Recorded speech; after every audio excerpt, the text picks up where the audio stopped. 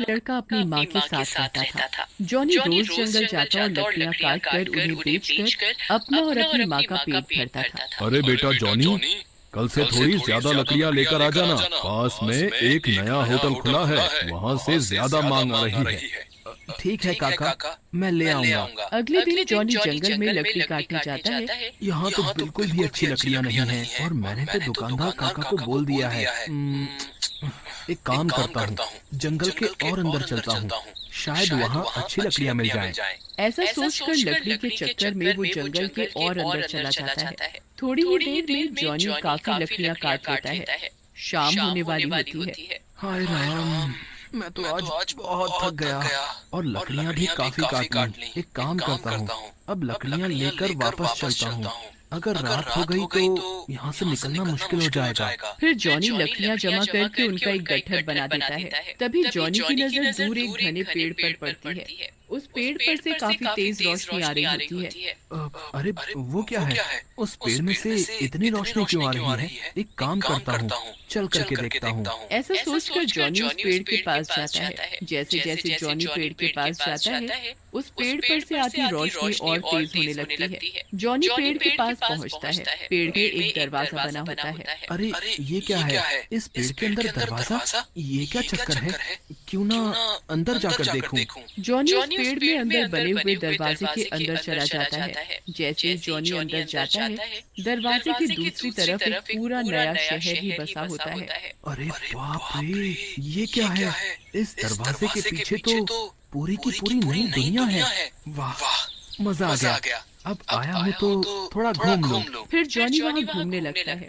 तभी उसे प्यास लगती है। जॉनी पानी की तलाश में एक कुएं के पास जाता है, लेकिन जैसे ही वो कुएं के पास पहुँचता है, उसे किसी के चिल्लाने की आवाज़ सुनाई देती है। कोई हमें बचाओ, हम यहाँ फंस गए हैं। अरे ये कौन चिल्ला रहा है? लगता है कोई कुएं में गिर गया है, उसे बचाना पड़ेगा। ऐसा सोचकर जॉनी कुएं के अंदर रस्सी फेंकता है और चिल्लाता है। अरे जो कोई भी अंदर है, ये रस्सी पकड़कर बाहर आ जाओ। फिर जॉनी रस्सी खींचने लगता है, लेकिन जैसे ही वो पूरी रस्सी खींच लेता है, दो आदमी रस्सी से बाहर आते हैं। उनकी आंखें लाल होती हैं। जॉनी, तुमने हमें इस कुएं से निकाला, तुम्हारा धन्यवाद। लेकिन तुम यहाँ कैसे आए? मैं तो यहाँ उस पेड़ के अंदर बंधे दरवाजे से आया हूँ। तुम यहाँ से जल्दी चले जाओ। वो दरवाजा 1 महीने में एक ही बार खुलता है।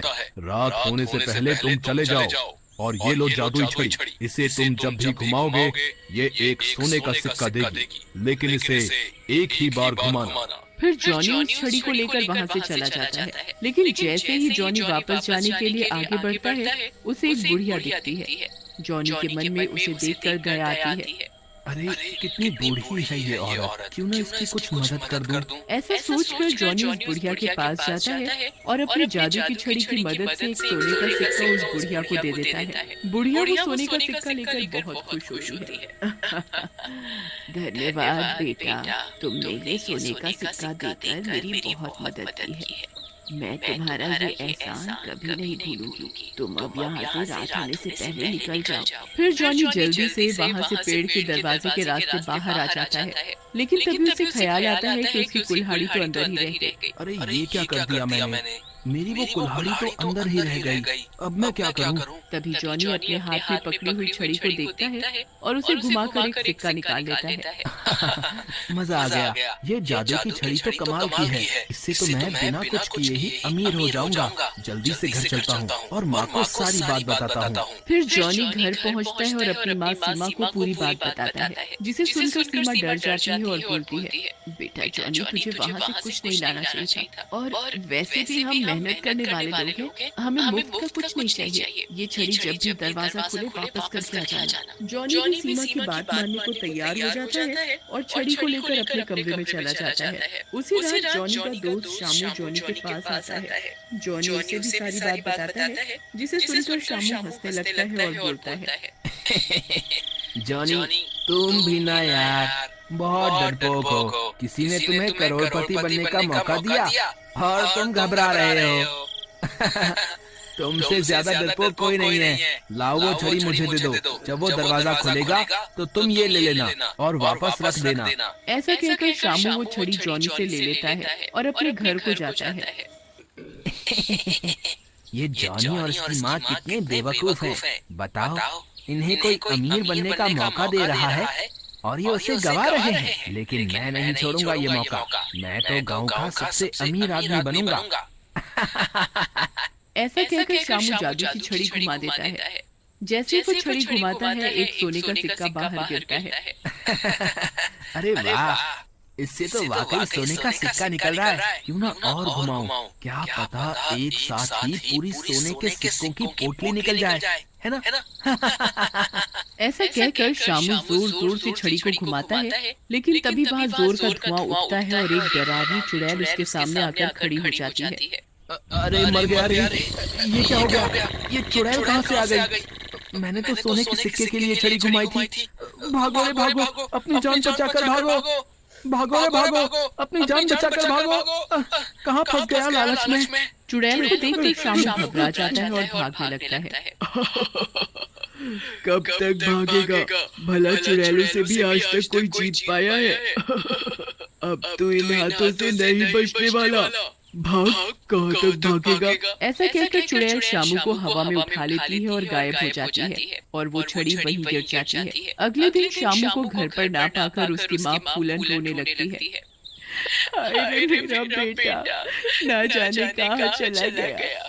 कोई तो ढूंढो मेरे लाल को। फूलन का रोना धोना सुनकर गांव वाले उसके घर पर इकट्ठा हो जाते हैं। तभी जॉनी भी वहाँ आ जाता है। अरे आंटी जी, क्या हुआ? क्या हुआ शामू को? कहाँ गया वो?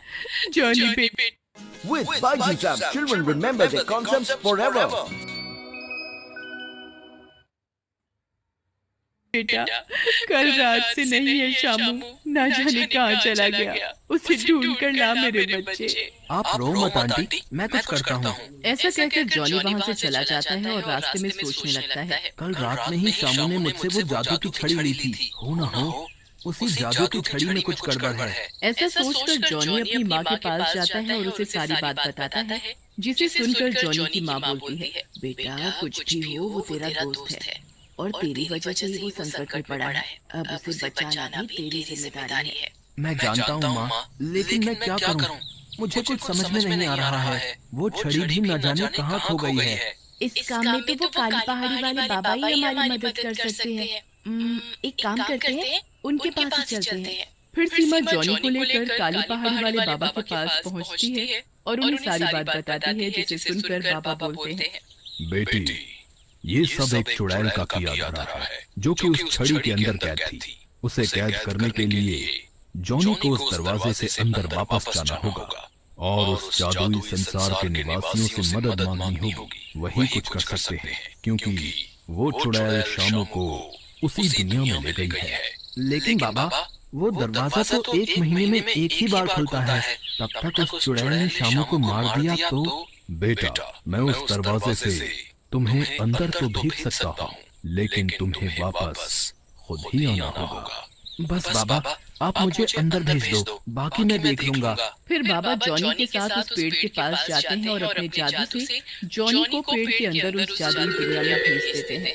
अंदर जाते ही जॉनी जल्दी से कुएं के पास पहुंचता है और उन दोनों आदमियों को आवाज लगाता है। वो दोनों आदमी बाहर आते हैं। क्या हुआ जॉनी, तुम फिर आ गए, वो भी इतनी जल्दी? लगता है तुम किसी संकट में हो। फिर जॉनी उन दोनों को सारी बात बताता है, जिसे सुनकर वो दोनों बोलते हैं, तुम एक काम करो जॉनी, बाहर जाकर वो पेड़ जला दो, इससे हम दोनों भी मर जाएंगे और वो चुड़ैल भी। लेकिन मैं आपको कैसे मार सकता हूँ? नहीं नहीं, ये तो पाप है। जॉनी, ये मुर्दों की दुनिया है। उस चुड़ैल ने हमें यहाँ मार कर अपनी मायावी संसार में रखा हुआ है और यहाँ सब मरे हुए हैं। तुम इस पेड़ को जलाकर हमें मुक्ति दिलाओगे, इसलिए बिल्कुल भी मत सोचो। मैं तुम्हें जादू से बाहर भेज रहा हूँ। तभी वो चुड़ैल आ जाती है।